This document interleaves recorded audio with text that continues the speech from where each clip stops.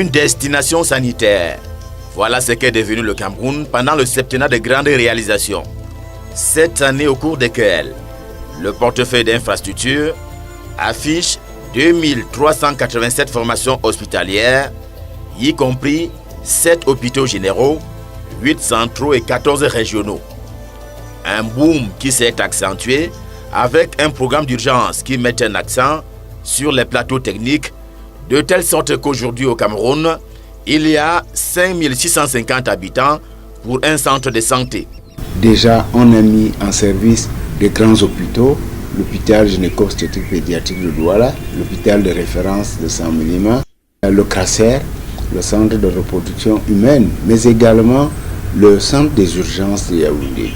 Le centre des urgences de Yaoundé aujourd'hui a permis de sauver de nombreuses vies, a permis de renforcer notre capacité à réagir aux urgences, notamment aux accidents de la voie publique.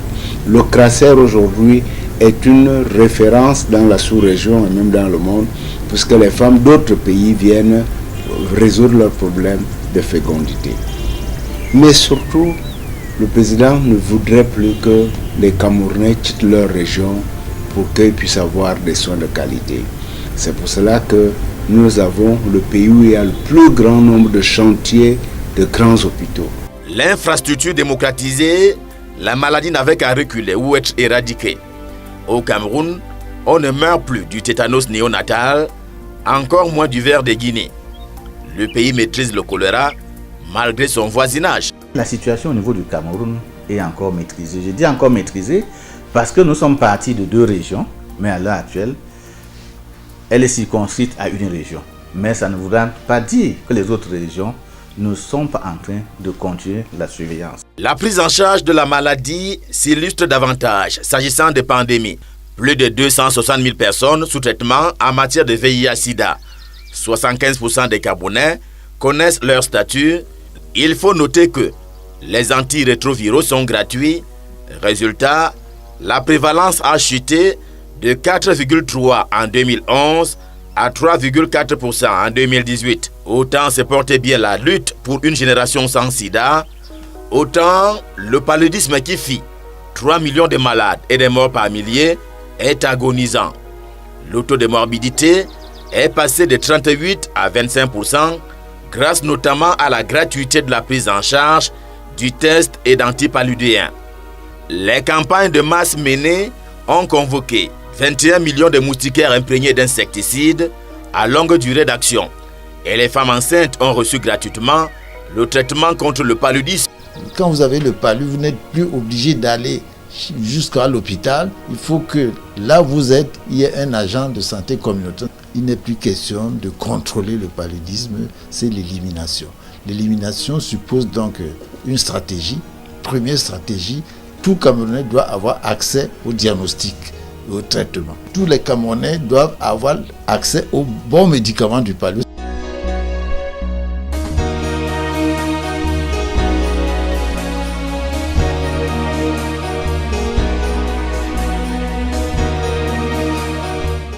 La lutte contre la maladie montre aussi que depuis 2014, aucun cas de poliovirus sauvage n'a plus été détecté, faisant ainsi du Cameroun un pays qui n'exporte plus la polio, avec l'indispensable concours des fidèles partenaires. 2013 et 2015, cela a coûté 43 milliards 288 millions et poussière de francs CFA. Pour cet argent-là, l'État a dépensé 3%. 70% de l'argent a été donné par l'UNICEF. 33% par l'OMS.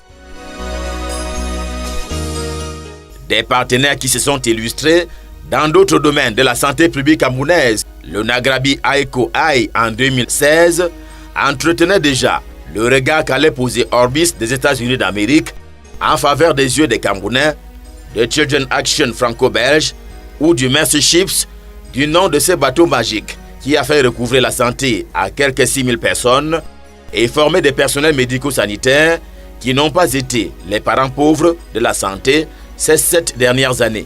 Il y a des textes qui ont été signés l'année passée le texte relatif à l'octroi des primes pour les personnels relevant du Code du travail,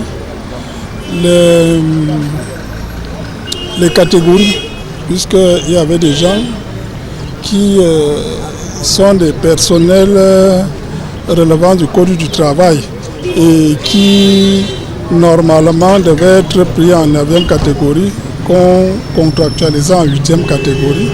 On a demandé que ces gens-là soient pris en 9e catégorie. Et la cerise sur le gâteau, c'est la prise en charge du personnel malade et leur famille nucléaire.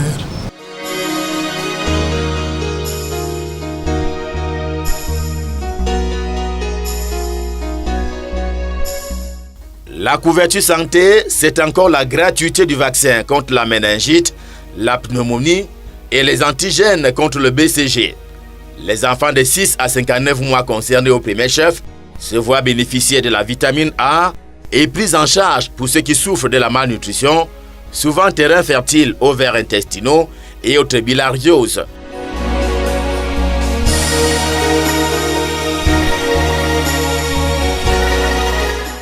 Il était très fréquent de rencontrer beaucoup d'enfants qui avaient du sang dans les urines.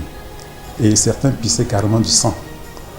Et cette présence de sang dans les urines était considérée comme un phénomène normal dans certaines localités, et notamment dans la partie septentrionale du Cameroun, où les enfants, surtout les garçons, qui à partir de 10-14 ans avaient du sang dans les urines, étaient considérés comme un signe de puberté.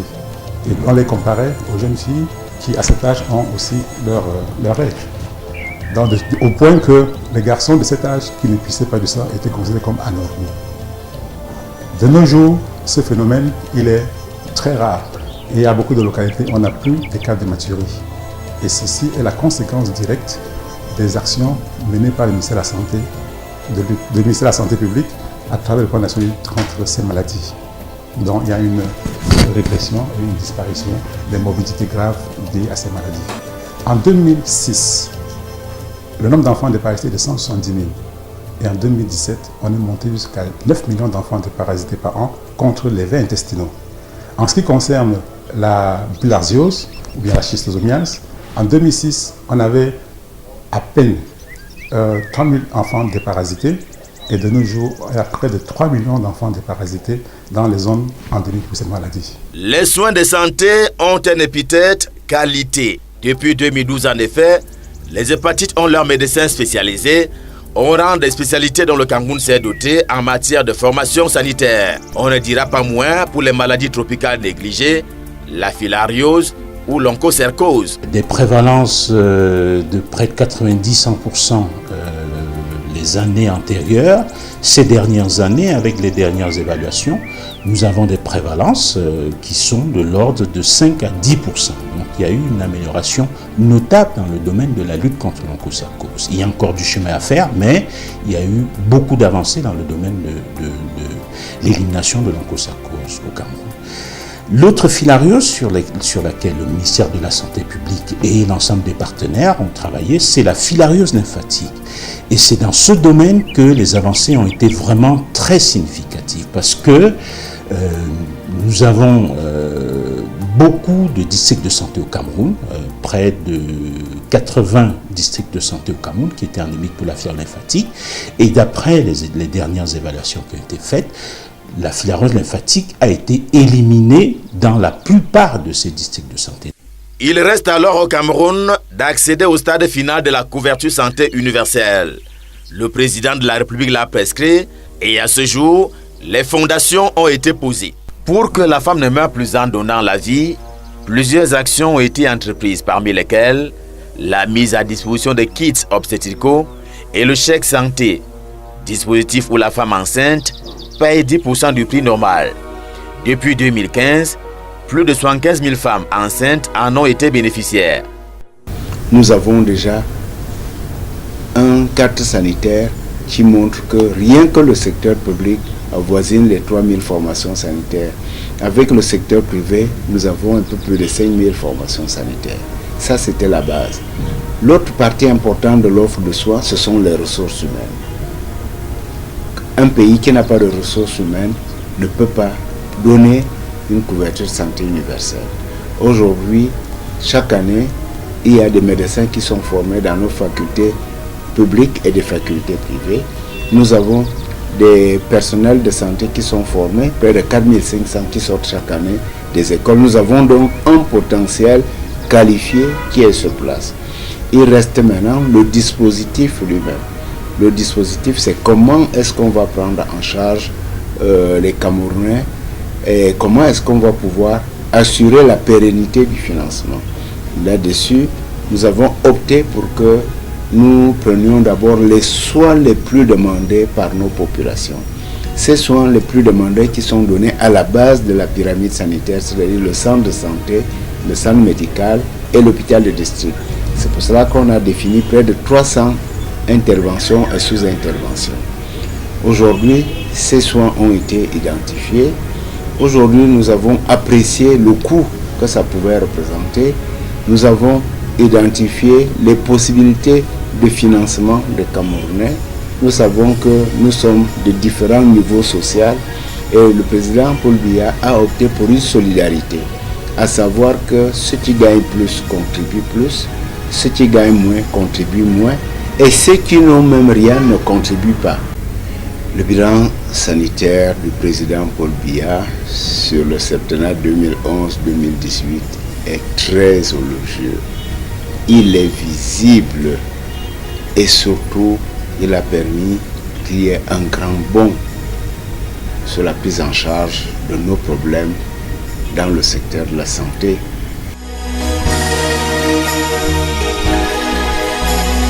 Noble défi que se donne la santé publique camerounaise qui repose sur une stratégie en 3, le diagnostic, le traitement et la surveillance.